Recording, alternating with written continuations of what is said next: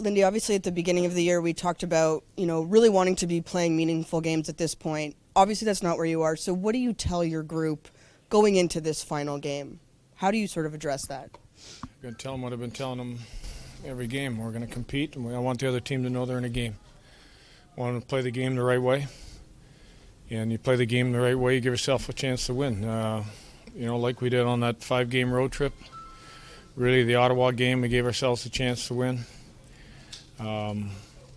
Compete hard, win your 50-50s, and give yourself a chance to win a hockey game. The other day after Mackenzie played, you said that one of the real positives was that he was feeling better physically the next day.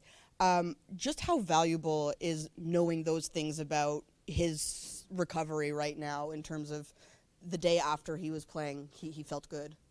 Yeah, well, there's a lot of things you don't know how he's going to be able to handle in a game. But I thought for the most part he handled everything well. The next day he felt good. Really no repercussions from playing. You had a lot of players that have been sitting out with flu and not feeling well. Nico, is he going to be able to play? Nico will be able to play. PK will be able to play. We still have a couple of guys that, will be out. But we're getting a couple back. What does the infusion of having Nico come back into your lineup, last game of the year, in front of your fans, and what he does for your group? Well, I think you just mentioned, we know what he does for our group. He's our leader. He's our most important player when it comes to playing on both ends of the rink. He's a penalty killer, a power play guy. You're hard pressed to argue with the shot lanes he gets into and the price he pays to help win a hockey game. You take Nico and Jack out, and you're taking your top 2 centermen out. It puts a lot of people in a lot of different positions. So it's great to have him back for the last game. He's happy to be back, and looking forward to getting him back out there again. Lindy, what are some of the things that you're stressing to Alexander Holtz in the video room, when he comes back to the bench, that he needs to do consistently to become a full-time player in this league? Well, we know what his game is. Offensively, it's trying to find that hole. It's trying to find, I think you saw last night a couple times wide ice. He was almost there. It seemed like his line, Boquist, was getting all the chances. He was the guy that ended up going through the other team, but then, getting there to that secondary spot where we know he can shoot a puck really well. And then coming back, just his defensive responsibilities that he has to be aware of. Lindy, compared to last season, a lot of similar shortcomings for this team in terms of illness, injury that have really plagued this team.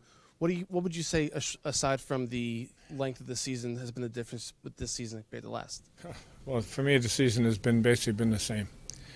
I'm not going to stand here and make excuses, but you lose your 1 and 2 goaltender for a good period of time. We've had Jack out of the lineup pre and post this segment.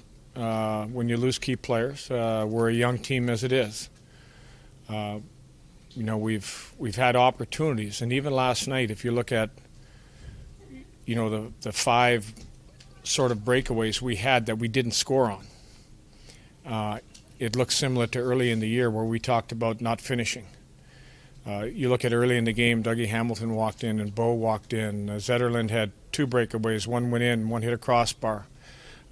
When you miss those opportunities and you're giving up similar opportunities in their scoring, the trade-off isn't good enough. This team's had to bring up a lot of young prospects and give them an opportunity in the NHL.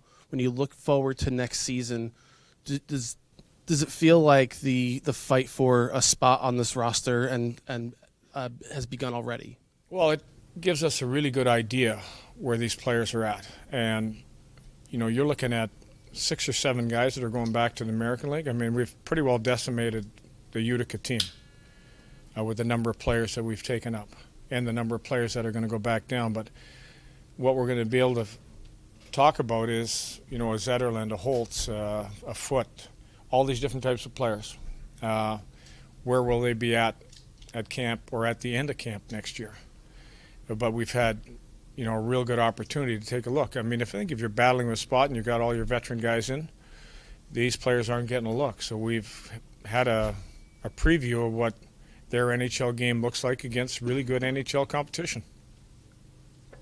Thank you.